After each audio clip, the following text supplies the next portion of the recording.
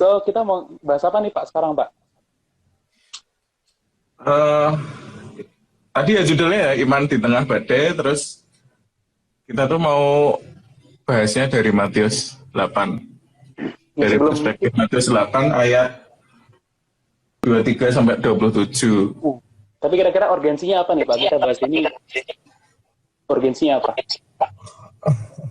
Urgensinya sebenarnya sekarang kan banyak kayak keresahan ya, maksudnya keresahan itu semakin terasa. Maksudnya bukan Pak, kalau depan kita dong. tahu sekarang kan nggak Nah, cuma corona ya, maksudnya sebenarnya efek samping dari corona ini sebenarnya juga ternyata banyak apa ya, kayak fakta-fakta di sekitar kita bahwa nggak cuman masalah penyakit aja sebenarnya, masalah ketakutan, masalah ekonomi juga, macam-macam lah, masalah mental bahkan kayak gitu, semua terpengaruh ya, akibat ya. apa pandemi ini kayak gitu. Tuh, Makanya semua kata aspek Lukas, kehidupan juga kena. Hah? kata Kak Meriwana, lah katanya Raden kok Lukas. Oh iya, Iya, soalnya iya. Raden baru sibuk, jadinya terus ganti aku. Nanti pun juga nyusul kok Radennya. Iya, Raden nanti nyusul. Nah, yowes Pak, sebelum kita mulai, pimpin doa dulu deh. Oh, oke, kita mau doa ya. Oke, siap. Hmm. Mari kita berdoa. Terima kasih ya Tuhan, ucap syukur bahwa malam hari ini kami boleh bersama-sama meskipun melalui sarana online ini ya Bapak, kami tidak bertemu secara tatap muka, tetapi biarlah apa yang kami bahas malam hari ini kiranya itu dapat berguna bagi kami dapat sama-sama belajar dan kami sama-sama menguatkan. Kiranya Roh Kudus-Mu yang membimbing kami, apapun yang menjadi obrolan kami pada malam hari ini, kiranya semua dapat menjadi pelajaran dan hikmat bagi kami. Terima kasih Bapak, kami serahkan seluruhnya dalam tangan kuasa-Mu. Dalam nama Tuhan kami Yesus Kristus, kami berdoa dan mengucap syukur. Haleluya, amin. Amin. Mungkin aku baca dulu deh ya. Ya, oke. Dari Matius pasal yang ke-8. Ayatnya yang ke-23 sampai ke-27. Angin ribut diredakan. Lalu Yesus naik ke dalam perahu dan murid-muridnya pun mengikutinya. Konyong-konyong mengamuklah angin ribut di danau itu, sehingga perahu itu ditimbus gelombang. Tetapi Yesus tidur, maka datanglah murid-muridnya dan yang membangunkan dia. Katanya, Tuhan, tolonglah kita binasa. Ia berkata kepada mereka, mengapa kamu takut, kamu yang kurang percaya? Lalu bangunlah Yesus menghardik angin dan danau itu, maka danau itu menjadi teduh sekali. Dan heranlah orang itu, katanya, orang apakah dia ini? Sehingga angin dan danau pun taat padanya. Suaraku sana lancar nggak sih, Pak? Kedengeran nggak? Udah. Maksudnya putus-putus nggak? Kedengeran? Enggak. Enggak. Ini udah lancar kok. Kedengarannya di aku kayak putus-putus. Enggak. Lancar. Ya itu, jadi bahwa gimana dibilangnya? Ini kisah yang udah familiar nggak sih di kalangan Kristen? Udah umum lah ya. Udah kayak sesuatu, mungkin anak sekolah minggu kayaknya belajar ini juga deh.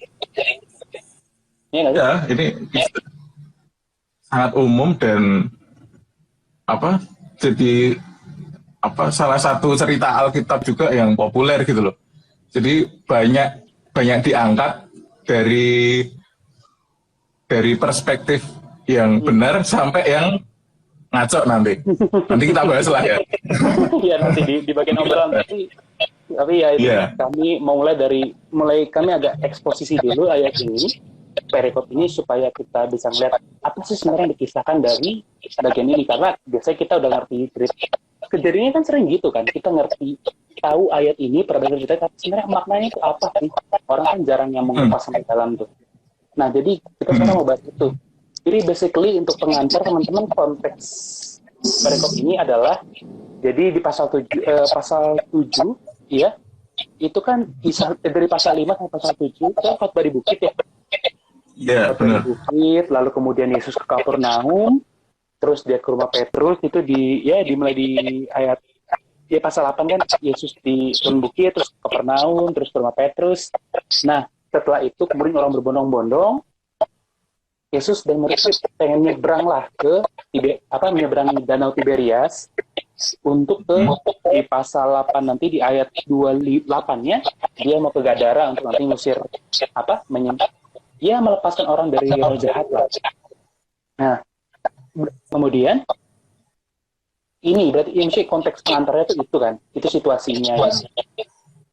Dan seringkali juga sebenarnya kalau sebelum kita mendalam ini biasanya juga punya dua makna nggak sih? Perikop ini kan biasanya dimaknai ada yang melihat ini sebagai pembuktian keilahian Kristus. Tapi selain itu juga ada yang melihat ini sebagai suatu menggambarkan perjalanan hidup orang Kristen. Jadi makna itu kayak dua makna yang beriringan berjalan bersama nggak sih? Karena kan ada yang mengatakan Yesus dia punya kuasa menaklukkan badai. Kita tuh sebagai murid-murid di perahu itu, ya kan, kayak punya makna yang lapis ganda gitu kan. Jadi itu sih. Jadi kita kan mulai sih bahas, maksudnya in depth-nya. Pertama, ini mungkin agak aneh, yang sering kali orang membaca agak aneh. Yesus kan mau ke Gadara tujuannya ya. Kenapa harus lewat danau gitu loh? Kita lanjut, tadi sampai mana kita? Oh ya, sampai kenapa kok harus lewat danau? Jadi ada semacam simbolisme teman-teman pada zaman itu. Jadi sekali gue bilang bahwa zaman itu kan orang masih berjalan kaki dan segala macamnya. Jadi pada zaman itu juga ada semacam pandangan bahwa tubuh-tubuh air yang besar, maksudnya water body kayak laut atau danau, itu dianggap sebagai sesuatu yang sesuatu yang mengerikan lah, karena misterius gitu lah. Dan apalagi zaman Yesus ya, zaman pelayaran yang luas kan baru zaman mungkin let's say Marco Polo lah atau Marco Polo dan segala macamnya gitu loh. Itu abad berapa ini abad ini adalah abad 1 di mana teknologi itu masih sangat kecil lah. Jadi tubuh air luas yang butuh perahu itu dianggap sebagai berbahaya dan mengerikan, orang banyak takut dengan itu. Itu semacam simbolisme tempat yang bahaya, dan juga karena itu misterius. Kalau darat kan ya mereka semua udah explore kan, berjalan kaki, dan kelihatannya ya pastilah safe place lah ibarat kata. Tapi danau itu dianggap sebagai tempat itu. Jadi ada simbolisme itu gitu loh. Jadi perhatikan juga bahwa gini, kalau teman dicek kalau kita cek gitu ya, pas di ayat ini loh jadi kalau kita cek di ketika sebelum memulai perikop ini kan orang berbondong-bondong ya. Iya. Orang berbondong-bondong, tapi ketika kita cek di situnya, ketika kita cek di bagian ini yang ikut kan cuma murid-murid. Matthew Henry menafsirkannya kayak gini nih, bahwa ada semacam kesan bahwa yaitu orang yang ikut akhirnya cuma orang yang murid-murid sejati. Jadi murid sejati adalah seseorang yang mau mengikut Kristus bahkan ke tempat yang bahaya.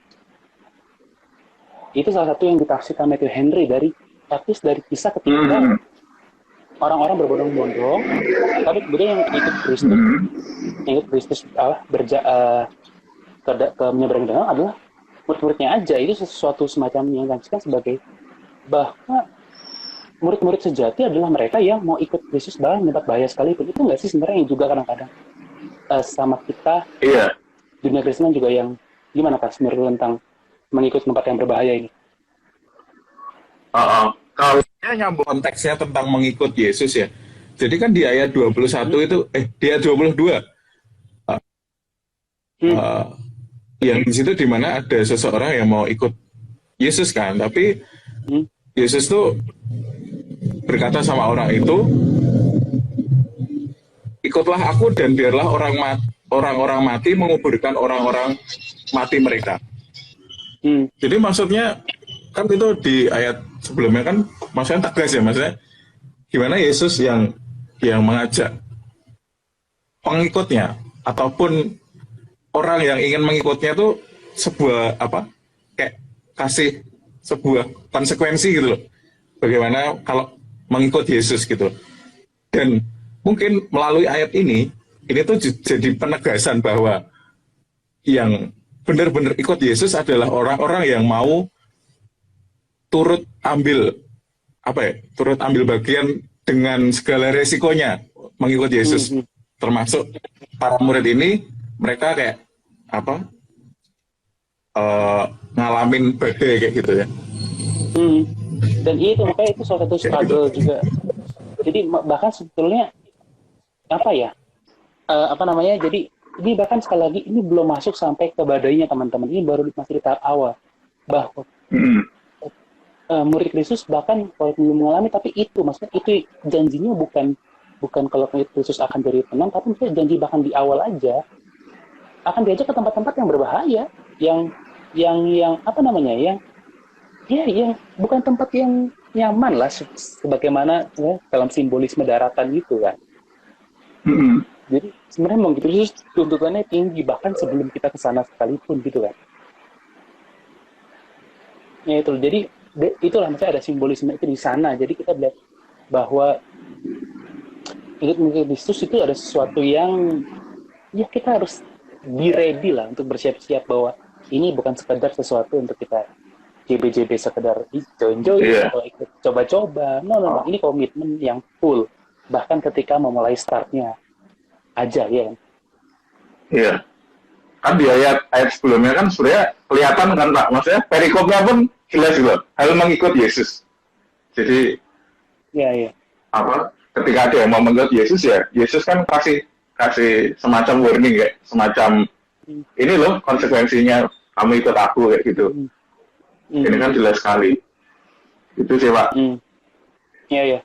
Dan baru masuk. Akhirnya dan juga kadang-kadang gini, orang yang melihat oke, Yesus menuntut whole komitmen gitu. Tapi orang banyak yang mungkin kayak ada kesan ini loh Pak. Apa namanya? Kayak mungkin ini gertakan doang. Ngerti nggak Pak? Yesus yang menuntut, tapi tenang kok, Yesus nggak akan izinkan terjadi. Something like that gitu loh.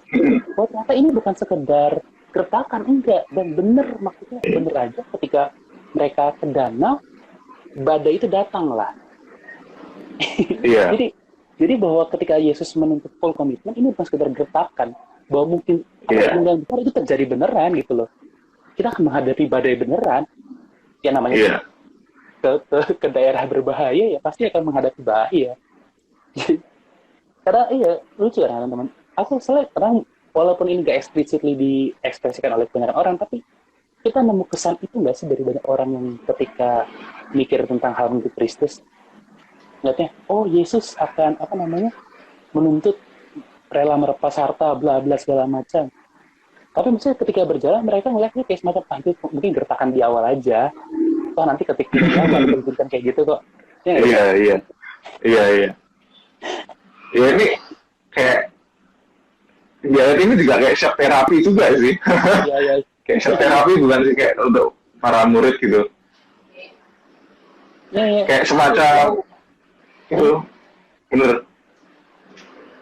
Iya bahwa jadi bukan sekedar gertakan, bukan sekedar sesuatu yang nakut-nakutin biar orang makin sedikit yang tapi akan terjadi beneran gitu loh, akan menghadapi bahaya beneran. Jadi ya kita siap enggak. Terus akhirnya masuk dan di angin ribut ini sebagaimana kita mengerti kisahnya ya, masuk ke badai. Yang aneh Yesus tidur. Iya. Yesus dengan santainya dia tidur. Kalau lihat ayat ini nggak sih Pak? Kayak ini juga sebenarnya ada sedikit kayak mungkin secara implisit sih Pak, ada kayak unsur doktrinnya juga bahwa ini mengatakan bahwa Yesus itu juga manusia. Kayak gitu. Bahwa dia tidur gitu loh. Tapi tidurnya ini tidur kayak santai banget gak sih, maksudnya di tengah badai gitu loh.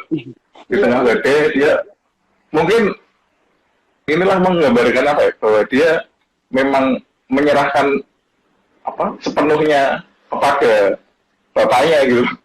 Apa ya kayak? Iya. Iya, maksudnya Kayak gitu sih. kita melihat di sini kan kemanusiaan Kristus ya, bahwa yang namanya dia habis, maksudnya kan tadi sebelum dia naik perahu kan dia pelayanan, khotbah segala macam, macam-macam. Dia capek, namanya orang berbondong-bondong yang datang kepada dia. Ya dia butuh istirahat, benar gitu loh dia. Maksudnya satu simbolisme juga yang kita bisa nangkap gitu ya, suatu pemaknaan cerita bahwa Kristus tuh betul-betul jadi manusia gitu loh. Dia betul-betul ada menjadi, makanya Rasul Yohanes bilang bahwa roh yang menyangkal Yesus datang sebagai manusia itu roh antikristus gitu loh. Yesus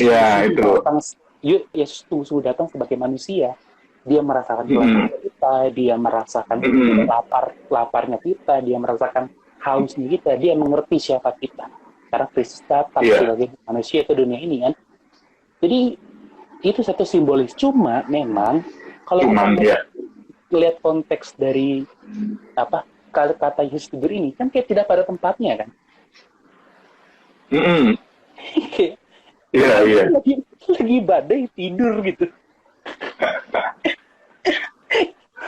Jadi maksudnya at least dari sini kita ngeliat bahwa walaupun memang itu kita mengakui Yesus dari sini kita nggak kemarin Yesus, tapi sebenarnya ada suatu pesan lain yang digambarkan di sini gitu loh. Jadi nggak sebenarnya Yesus itu berarti dia Yesus manusia. Iya, tapi bukan itu yang utamanya. Bukan itu. Karena penempatannya di tengah badai gitu loh. Jadi sini kita melihat bahwa sebenarnya tadi pesan Yesus ini nggak poinnya bukan serta-merta sepenuhnya tentang Yesus butuh istirahat, tapi bahwa dia bisa tenang dalam situasi seperti itu hingga dia bisa tidur kan. Iya. Orang kan itu sih. Iya, Vi. Menurut lo, Vi? Ya itu sih. Ini maksudnya bukan berbicara semata-mata bahwa Yesus manusia dan dia butuh tidur, tapi yang menarik di sini adalah kenapa dia bisa tidur di tengah badai gitu. Jadi kan ada pesan di sini loh. Iya. Ada pesan di sini. Nah itu yang harus kita tangkap sih. Menurutku itu.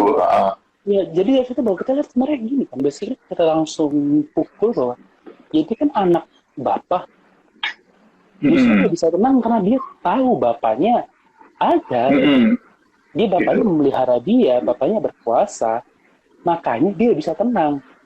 Nah, ini baru kemudian kan yang terjadi kan Yesus tidur, muridnya kan malah makin panik dong. Iya. Muridnya panik, murid takutan.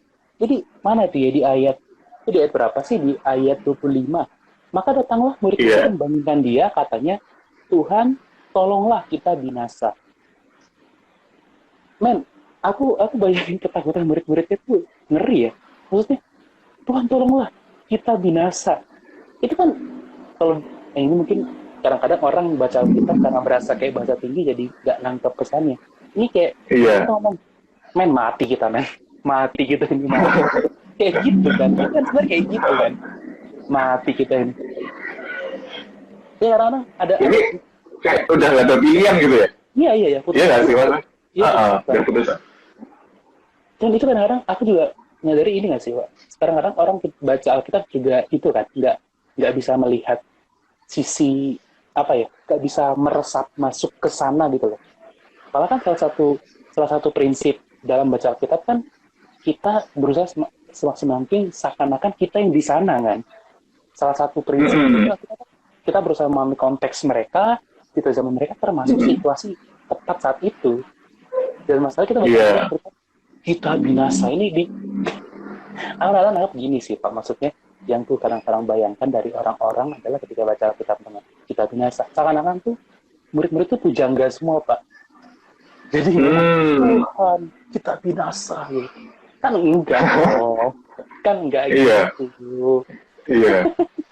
Ini kan pencatatan. Jadi mas bukan sekedar ini ya mas, bukan sekedar bentuk sastra gitu ya maksudnya. Gimana ya maksudnya ini kan maksudnya bukan sekedar bentuk. Maksudnya kata-kata hiperbol gitu loh. Iya, maksudnya dalam pencatatan mungkin kelihatannya dipersingkat kan, diringkas. Tapi maksudnya bisa masuk ke situasi itu kan nggak mungkin sekedar Tuhan kita binasa. Gitu loh, ibaratnya gitu loh. Dan maksudnya kata binasa itu sendiri kan kesannya kayak puitis banget. Ya coba kita pahami dengan cara ibarat kata kita resapi. Ya itu. Ya sekarang mereka ngomong mati kita men, mati hari ini kita udah mati gitu ya.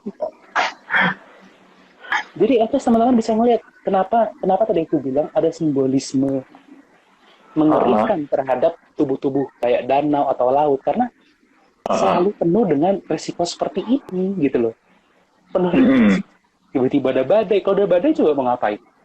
Mati ya. Iya kan? Iya. itu yang kadang-kadang kita nggak mungkin itu dalam dengan kita mempelajari Alkitab kita akan menemukan banyak ternyata makna-makna yang tersimpan tuh seperti jadi ini bisa dikuras gitu loh, bisa diperah. Nah, murid-murid ketakutan sampai putus asa dan ini juga salah satu kulihat kenapa Yesus tidur ya. Ini semacam kayak ada ini nggak sih Pak, kayak tanda kutip ya, ketidakhadiran Tuhan di tengah masalah. Tanda kutip. Iya, bisa juga atau mungkin kayak Yesus mau menguji juga mungkin bisa juga. Iya. Ada unsur Yesus menguji juga bisa. Ada unsur seolah-olah Tuhan tidak hadir. Allah diam. Allah diam kayak atau kayak menunda, Allah menunda untuk menyelesaikan masalah kita gitu. Kayak gitu loh. Kayak ada gitu. Karena Yesus tidur kan, maksudnya jadi simbolisme jadi berkaitan selain bahwa Yesus tidur tenang, ada semacam yang lain juga, ada pesan. Jadi ini salah satu keindahan Alkitab teman-teman. Jadi kalau kalian memerah dengan makin dalam ada banyak makna yang tersimpan gitu, nggak cuma baca Alkitab. Oke, Yesus dan murid-murid terjebak badai terus dia diam selesai. Itu baca Alkitab itu. Jadi ada yang tadi perah. Jadi tadi Yesus tidur dan ini semacam kayak ada Allah diam dan akhirnya murid-murid panik gitu loh. Dan ini juga salah satu yang kulihat bahwa terkadang di sini tuh aku melihatnya begini sih, dari momen ketidakhadiran Tuhan ini tanda kutip ya tadi Allah diamnya Allah itu terkadang baik untuk iman gitu loh, sama kayak waktu ini di waktu kisah Lazarus di Yohanes 11 kan pada nangis tuh kan Yesus bilang sebenarnya baik aku tuh waktu itu nggak di situ. Coba itu di Yohanes 11 ayat 15. Yang aku ingat bahkan Yesus kayaknya menunda kedatangan ke tempat Maria itu sampai 2 hari ya Pak? Iya. Kan sampai menunda sampai 2 hari kan? Iya, ada sampai mereka benar-benar putus asa lah.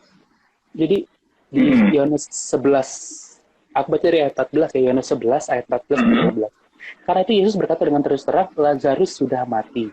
Tetapi syukurlah aku tidak hadir pada waktu itu, sebab demikian lebih baik bagimu, supaya kamu dapat belajar percaya.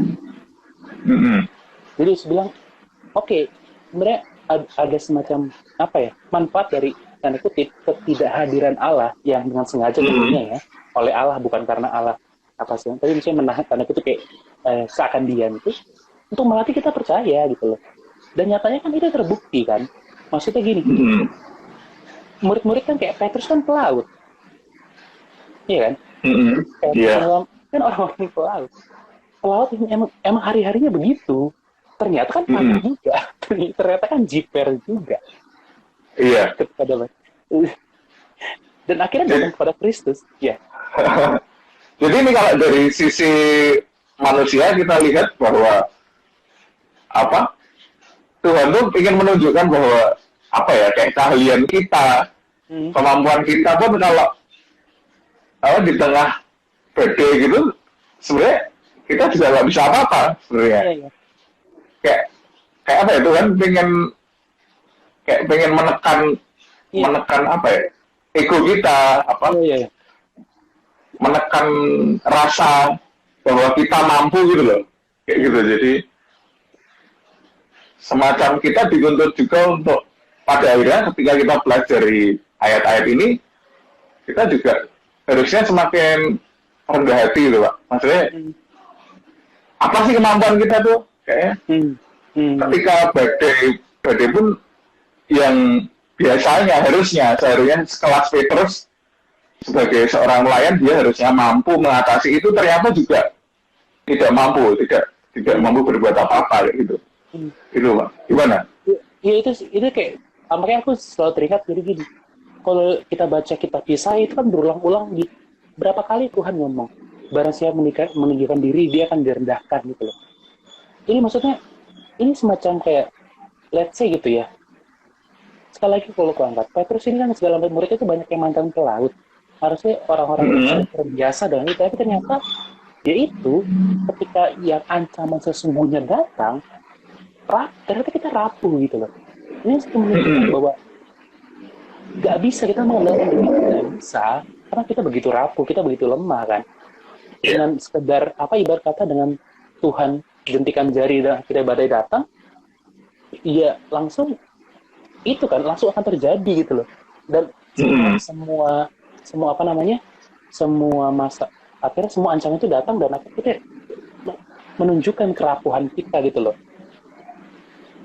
Mohon penjelasan Bang perihal Tuhan mengatakan mereka kurang percaya. Oke, nanti ini akan progres. Jadi eksposisi itu mungkin salah satu kenalin juga ya Lukas ya. Apa sih eksposisional itu? Jadi bahwa salah satu yang sekarang kami lakukan itu namanya eksposisional. Sebenarnya itu khotbah eksposisional, tapi ini dalam format dialog. Jadi kami akan mengupas ayat demi ayat gitu loh. Maknanya apa? Jadi nggak cuma langsung satu perikop cuma satu makna. Ternyata sebenarnya enggak, karena kita begitu kaya gitu. Ayat demi ayat itu ada makna-makna yang tersimpan di sana. Oke? Jadi ini kita akan jalan sambil dan ini juga melatih kita mengklasifikasi seakan-akan yang penting dari perikop ini cuma ayat tentang kamu kurang percaya. Enggak begitu. Tiap ayat itu penting semua dan ada makna yang tersirat di sana yang harus kita gali, yang harus kita perah dan kita aplikasikan dalam hidup. Sampai lagi tadi bahwa ketika kita mengandalkan diri, nggak ada yang bisa kita pegang di sana. Kita begitu rapuh, kita begitu lemah, nggak ada pengandalan di sana. Dan ini kisah ini menunjukkan itu gitu loh. Kalau Tuhan berkenan mengizinkan badai itu datang, selesai kita. Ini kan bentuk seperti Lukas bilang tadi, ini perendahan. Bentuk Tuhan merendahkan ego kita kan, pride kita, kebanggaan kita. Itu dan itu mungkin kita merasa udah biasalah di laut, di apa, everything's okay gitu. Terus nanti Tuhan izinkan badai, baru nyadar, baru kira datang. Jadi sebenarnya dalam satu sisi ya, dan sekali lagi diamnya Tuhan tadi itu baik, akhirnya mendorong murid-murid untuk minta tolong kan, akhirnya mendorong kan. Coba ibarat katanya Tuhannya ada terus langsung hardik kan, nggak ada progres ini kan, nggak ada proses ini dulu yang dilalui kan. Akhirnya Tuhan nggak bisa menyatakan bahwa mereka kurang bergantung gitu loh, dan akhirnya nggak gitu. So ya itu terjadi teman-teman, dan akhirnya ketika murid-murid datang, Yesus negur. Nah di sini juga kadang lucu. Sebenarnya gimana tuh? Iya. Langsung dipakai Yesus menghardik badai. Berarti kita punya kuasa seperti Yesus menghardik badai. Iya. Kayak gitu. Tapi masalahnya adalah orang yang sering kalimat ini didahului oleh celaan nggak sih? Maksudnya Yesus menghardik badai didahului oleh ini bahkan nggak sekedar menegur, ini kan mencela kan?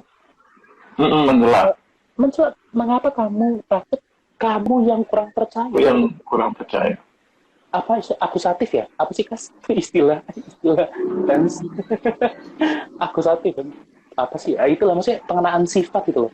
Kamu kurang percaya gitu. Jadi kayak sifat kurang percaya dikenakan kepada orang yang diomongkan gitu loh. Ini yaitu Yesus bilang murid itu nggak kurang percaya gitu. Mengapa kamu percaya? Ini juga satu hal yang menarik juga aku lihat adalah kenapa Yesus nggak sekedar ngomong kamu kurang percaya, kamu tuh nggak percaya, gitu. Tapi Yesus ngomongnya mengapa kamu takut, kamu yang kurang percaya. Kamu ngeliat ada sesuatu yang nggak kasih? Kalau aku sih melihat ini bahwa Yesus tuh sebenarnya sebelum bilang kurang percaya, kamu coba refleksi dulu deh, ya nggak sih? Iya. Kenapa coba kamu takut? Kamu takut kenapa? Iya, apa yang Iya. kamu lihat di situ, Kas? Kayak aku melihatnya di sini adalah ketika Yesus melontarkan itu bukan berarti apa ya? Atau bukan berarti imannya murid-murid itu kurang atau gimana? Tapi Yesus ingin menanyakan gitu loh. Yang ingin ditanyakan itu kan mengapa kamu takut? Ini ya jadi sebenarnya Yesus tuh ingin mengajak kita berpikir.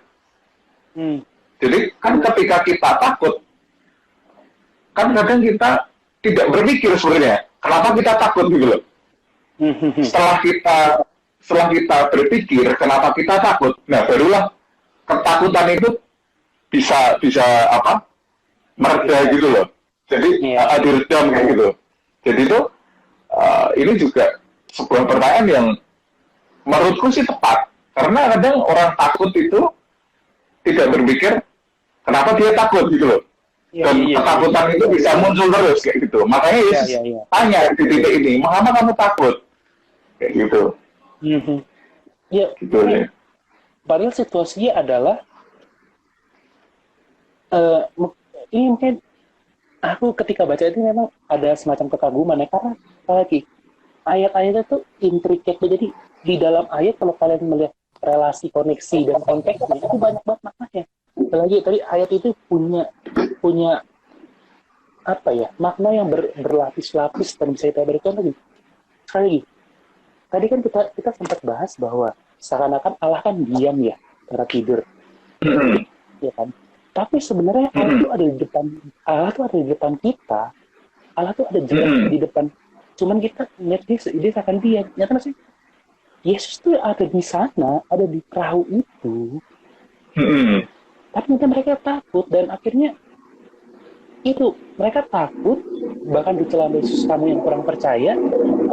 Padahal Yesus ada di sana, Allah yang Maha Kuasa itu di depan mata mereka, ada di depan murid-muridnya itu loh. Ini kan ironinya kan, bahwa kita merasa Allah itu nggak ada, Allah diam. Pas sebenarnya Allah di depan mata kita, jelas-jelas persis di depan kita, Allah kan maha hadir kan. Tentang ini gimana kamu, Kas? Tentang kayak paradok Allah itu ada atau bukan, Allah itu ada adalah kayak ateis sama teis ya, bukan itu ya, tapi itu pergumulan kita. Ya ini sih ini juga penggambaran bahwa Allah itu hadir, maksudnya Allah hadir di tengah segala permasalahan kita. Cuman kan kadang ada momen di mana Allah memang kayak diam, Allah memang kayak belum aja, kayak kita memandangnya Allah belum melakukan sesuatu gitu loh. Itu sih. Nah, dan ini yang kita langsung menjudge. Dan situasi itu kan sering kita langsung menjudge, Allah nggak mau bekerja apa-apa, Allah diam, Allah padahal Allah nggak hadir untukku, misalkan kayak gitu. Iya kan, seringkali itu mana kan? Iya, gitu. Nah, ini agak aku tanyakan juga ya, maksudnya menurutmu gimana? Kalau ada yang berpendapat mungkin ini berarti Allah mau bergerak ketika kita membangunkannya, kayak misalnya di ayat ini murid-murid membangunkannya. Jadi kayak seolah-olah Allah itu baru mau bergerak ketika kita kayak merespon gitu. Apa gimana? Kalau menurutmu gimana nih? Kalau ada yang berpendapat kayak gitu dari ayat ini kan? Nah ini tuh bilang, apakah itu dipakai dalam pengertian general atau gimana gitu loh? Pengertian general, kalau dalam pengertian maksudnya seakan-akan kayak suatu fundamental, itu kan kesannya jadi kita menggerakkan Allah kan. Tapi kalau di sini kan bukan berarti Allah tidak bekerja kalau kita tidak gerakan, tapi ini pesannya yang digambarkan ini adalah kamu datang kepada Allah enggak, memohon pertolongan enggak, itu kan pesan. Bukan kita menggerakkan Allah kan. Nah, kan kadang kalau kita belajarnya salah nih kan kita bisa jatuh nih ke pengertian yang salah. Maksudnya kita membaca ayat ini kan, kalau kita tidak hati-hati, kita bisa jatuh pada pengertian bahwa untuk Allah bergerak, kita harus bergerak duluan kan. Bisa saja terjadi seperti itu kan. Di situ Yesus bangun setelah dibangunkan. Kayak gitu. Iya. Jadi kan ini bisa jatuh pada pengertian yang salah kan kalau kita nggak membacanya secara hati-hati gitu. Iya, jadi bahwa ini ironi yang diungkap adalah bahwa murid-murid itu melihat seakan-akan Allah itu dia, Yesus itu dia, nggak melakukan apa-apa, padahal dia ada di sana gitu loh. Dan celaan Yesus itu kan mengena sekali gitu, karena mengapa kamu takut, kamu kurang percaya. Di dalam takut itu kan artinya apakah ibaratnya ada pesan tersiar di sana bahwa memangnya kamu tidak percaya bahwa Allah akan menjagamu, itu kan sebenarnya ada di sana gitu loh, bahwa jadi ini makanya tadi aku bilang ya aku berarti kalau kita agak kita kembangkan ya, misalkan kita bikin semacam drama dialog itu, Yesus ngomong, kenapa kamu takut? Aku aja bisa tidur loh tadi. Ada seperti itu kan di sini kan. Yesus itu mengkontraskan itu kan. Aku ini bisa tidur kok kamu takut gitu loh. Kita maksudnya apalagi kalau kita mau perluas lagi konteksnya, ini kan Yesus dan murid-murid kan sama-sama orang Yahudi, sama-sama menyembah Yahweh, sama-sama menyembah Yahweh kan. Ya kan? Nah, maksudnya ada pesan yang lagi, tidakkah kita sama-sama percaya pada Yahweh yang akan memelihara gitu loh? Iya kan? Ini kan sebenarnya tegurannya ke sana kan. Aku tuh percaya Yahweh sehingga aku bisa tenang, bisa tidur. Kok kamu takut? Kamu kurang percaya. Mengapa kamu takut? Kamu yang kurang percaya. Itu jadi pesan itu juga kan.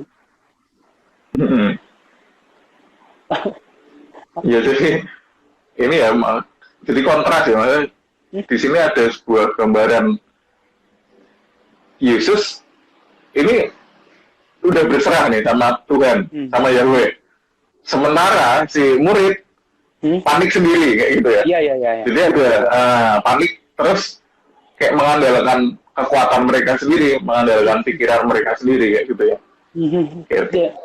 Ya itu sih. Jadi ada kontrasan juga di sana gitu. Ada semacam perbandingan.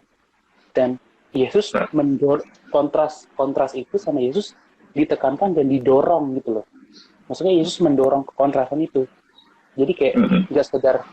Jadi Alkitab tidak menghadirkan ada kontras, tapi sebenarnya kontras itu ditekankan gitu loh. Jadi kontras Yesus benar-benar diperbandingkan dengan ketakutan para murid kan. Ada penekanan di sini kan. Gitu loh. Ada nuansa itulah. So jadi bahwa ini itu terjadi gitu. Yesus sangat, dan akhirnya barulah setelah terjadi itu Yesus menghardik badai diam, dan memang di sini yang salah satu yang ditekankan adalah keilahian Kristus kan. Apa mau ajak kamu buka di sini, Lukas? Lukas boleh buka di Mazmur 107 ayat 23 sampai 30. Mazmur 107 ayat 23 sampai 30. 107 ayat 23 sampai 30. Ayat 23 sampai 30. 23 sampai 30. Bacain. Oke, Mazmur 107 ayat 23 sampai 30. Yes. Ada orang-orang yang mengarungi laut dengan kapal-kapal, yang melakukan perdagangan di lautan luas. Mereka melihat pekerjaan-pekerjaan Tuhan dan perbuatan-perbuatannya yang ajaib di tempat yang dalam. Ia berfirman, maka dibangkitkannya angin badai yang meninggikan gelombang-gelombangnya. Mereka naik sampai ke langit dan turun ke samudera raya. Jiwa mereka hancur karena celaka. Mereka pusing dan terhuyung-huyung seperti orang mabuk dan kehilangan akal. Maka berseru-serulah mereka kepada Tuhan dalam kesesakan mereka. Dan dikeluarkannya mereka dari kecemasan mereka. dibuatnyalah badai itu diam sehingga gelombang-gelombangnya tenang.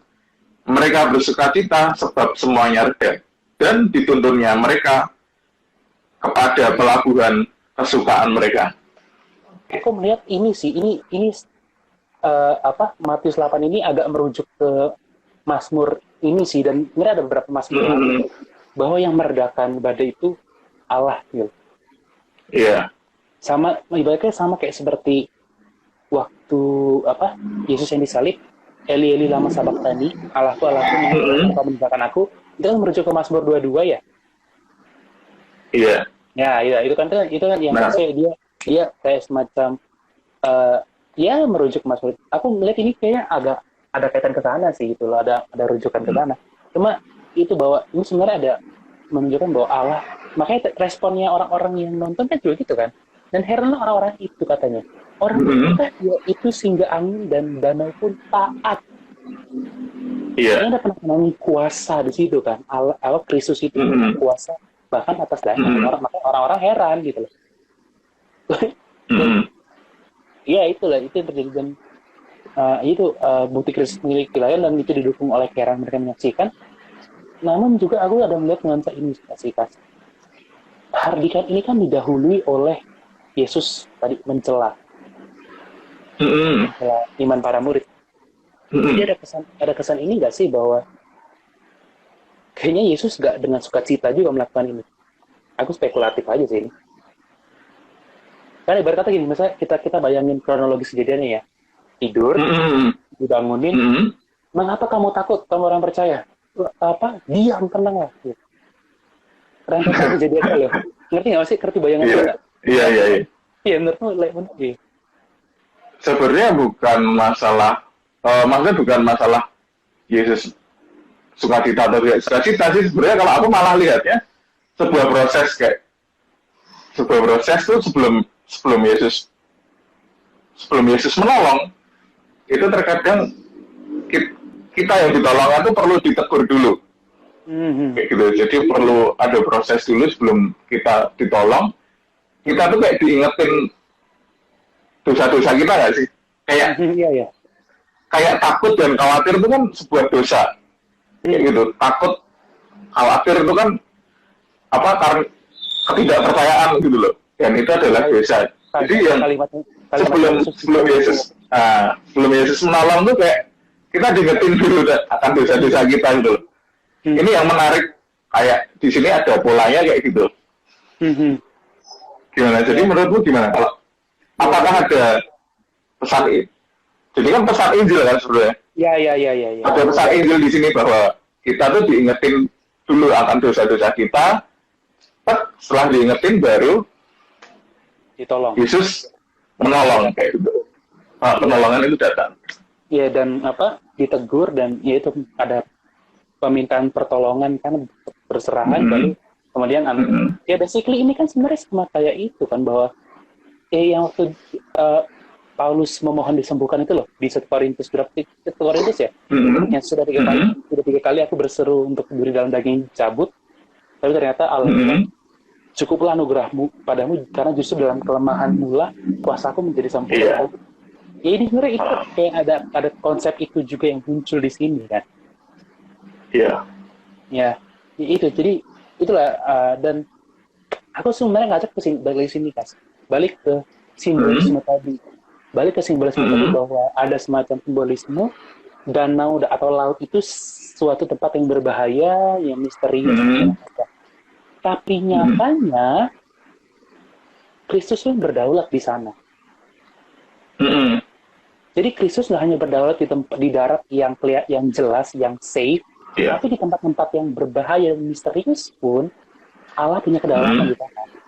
Kamu melihat itu nggak di sini? Iya. Dan ini aku tanyain deh, maksudnya kita dari tadi ngomongin tentang laut, tentang danau kayak gitu. Kalau menurutmu badai ini simbolisme dari apa? Kayak badai, kenapa badai gitu loh? Apa ada sesuatu kah? Atau ini sebenarnya menggambarkan dosa, atau ini menggambarkan masalah, atau gimana? Menurutmu gimana? Aku pribadi nggak. Karena kita dari tadi singgung ini kan. Aku pribadi sih nggak berani alegoris sejauh itu sih. Kalau aku pribadi, cuma aku melihat bahwa memang maksudnya di zaman itu memang ada simbolisme itu, memang ada pandangan bahwa ketakutan terhadap. Makanya nanti kalau dicek di Wahyu kan banyak hewan-hewan itu keluar dari air, dari yang itu kan ada gitu juga gitu loh. Jadi aku nggak mau pendekatan alegoris, tapi memang simbolisme ada. Ya baru aku pakai. Kenapa badai? Ya karena di laut. Aku cuma sesimpel itu sih. Aku melihatnya kan. Soalnya kan mungkin kita bisa berpikir ke sana juga kan, maksudnya ketika baca ini kan kenapa badai gitu. Nah tadi kita siap. Tentang simbolisme badai ya, tentang badai. Simbolisme badai. Ya mungkin juga salah satu metafora. Aku nggak tahu sih itu metafora yang baru terkenal sekarang atau sebenarnya zaman itu. Tentang badai itu sebenarnya permasalahan segala macam gitu. Nggak tahu juga sebenarnya. Aku sih sebenarnya kalau pribadi melihatnya lebih ke badai ya karena di danau atau laut aja. Apa kamu melihat sesuatu yang lain misalnya? Nah, aku juga tidak berani melihat ini secara alegoris ya, maksudnya badai ini simbolisme sebagai apa, tapi di sini sebenarnya mau menunjukkan bahwa ya kita ini manusia berdosa yang takut binasa tadi. Kan karena badai ini nggak tahu simbol apa, tapi kita ini ternyata ya takut binasa gitu. Ini yang mau ditunjukkan dari badai ini. Gitu. Jadi kan apapun itulah, kita tuh sebenarnya manusia yang takut binasa. Kayak gitu. Itu kayak natur kita lah kan. Itu di sini ditunjukkan kayak. Dan itu juga kena kaitannya dengan judul kita iman di tengah badai, ya bahwa ya iman kita ini pada pribadi yang menenangkan badai ini gitu loh. Pribadi iman kita tuh bukan pada pribadi yang lemah, pada pribadi yang memble bukan.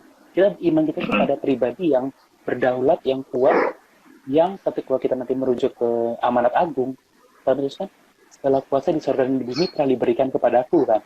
Yesus kan bilang kayak gitu. Ya iman kita pada pribadi punya kuasa di surga dan di bumi ini gitu loh.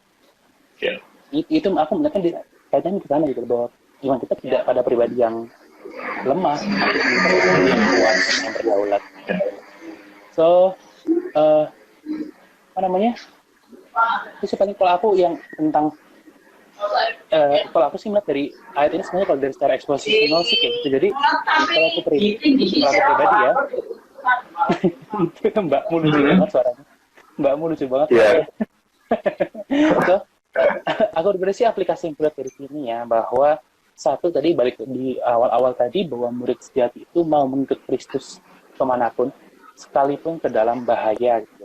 Dan sekali lagi itu nggak sekedar gertakan, itu nggak sekedar takut-takutan, tapi akan kemungkinan besar kita masuk ke dalam bahaya tersebut karena ya kita domba yang diutus ke tengah kawanan serigala gitu, kata Kristus kan demikian. Lalu juga kita juga meneladani Kristus bahwa yang tetap damai, yang tetap tenang, bukan berarti asal-asalan ya, tapi tetap tenang dalam imannya karena dia mengenal Bapaknya, yang percaya pada Bapaknya. Kita pun harus demikian, kita mencontoh. Dan aku baca begini sih, bahwa ketakutan kita itu mengindikasikan kelemahan kita. Yang kedua, maksudnya takut itu mengindikasikan kelemahan kita, tapi bukan berarti kita boleh berlagak hebat. Maksudnya, aku nggak takut, aku udah beriman besar, itu sombong. Itu bukan itu sombong.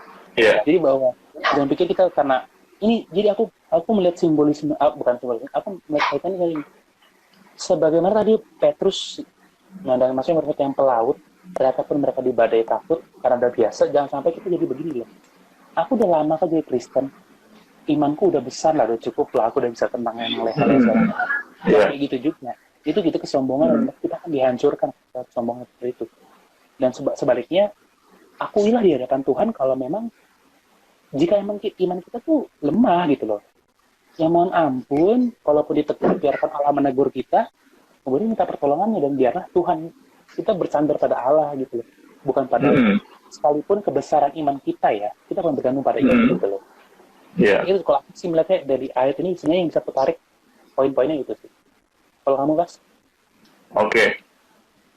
Itu tadi sih sebenarnya dari ayat ini yang di awal kan yang pertama sih konsekuensi. Itulah konsekuensi ketika kita ngikut Yesus, kita nggak lepas dari apa permasalahan apapun itu. Sebagai pengikut Kristus nggak lepas dari yang namanya konsekuensi bahwa mengikut Kristus akan lepas dari penderitaan, bahwa mengikut Kristus akan lepas dari permasalahan, enggak. Itu yang pertama. Lalu yang kedua adalah bahwa melalui ayat-ayat tadi kita diingatkan bahwa kita adalah manusia yang lemah, kita manusia yang berdosa, yang nyatanya takut akan kebinasaan, kayak gitu. Tetapi bahwa kita ini dapat bersandar pada satu-satunya pengharapan kita, yaitu Yesus Kristus, kayak gitu.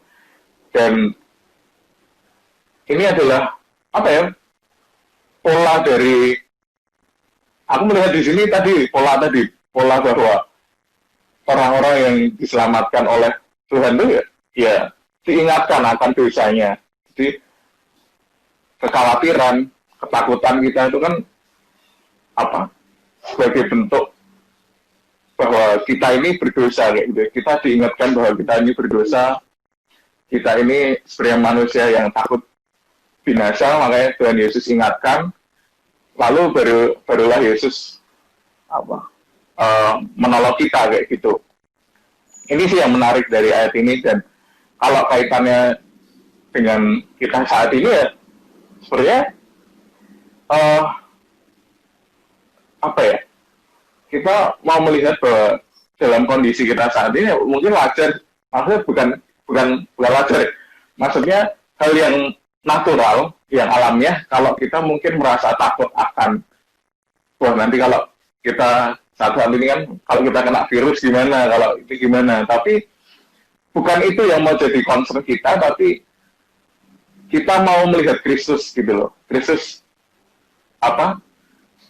dalam hal ini di mana? Ya dia yang saat itu menolong para murid di tengah badai adalah Kristus yang sama sampai sekarang gitu, bahwa dia juga akan menolong kita ketika kita berseru gitu. Aku dan poinnya itu bukan masalah badai saat ini juga akan langsung reda, tapi semua dikembalikan kepada kedaulatannya gitu. Kayak gitu. Ya, jadi apapun masalah kita, mau Yesus mau menolong atau enggak, ya dia tetap Tuhan yang berdaulat gitu. Allah yang berdaulat atas seluruh isi bumi ini, kayak gitu. Itu sih. Gimana? Ya oke. So itu basically kita udah banyak bahas itu sih, bahwa ya intinya ini bagaimana itu menegur kita, aku, Lukas, dan teman-teman kita, bahwa ya tengah badai Allah tetap ada, Allah tetap ada. So mungkin juga eksposisi kita tentang ini